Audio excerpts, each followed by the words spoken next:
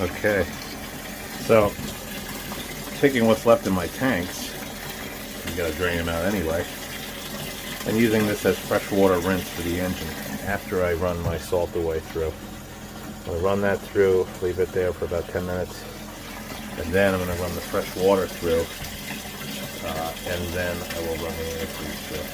So this is a good way to drain your tanks down anyway. Otherwise you gotta run a hose pretty far in the yard here. So I still had probably about 30 gallons in this tank here. So yeah. Stay on the next video. What we do with the engine.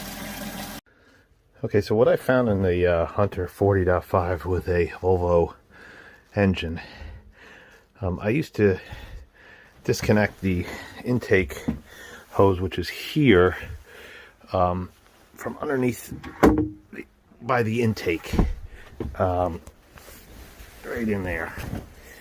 And as you can see, that hose is very short and tight.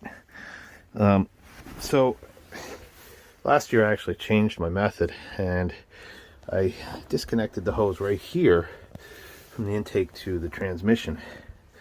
And as you can see, coolant flows through there. Actually, the seawater flows through there, goes to the pump here, and then circulates the engine. So now I just hook the hose up to here, which is really easy. Disconnect that little hose there, and I have two tanks here.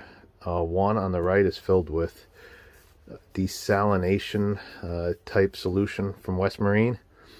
It's called Salt Off, and you know, probably gets rid of some of the buildup of any kind of salt inside the freshwater circulatory system there.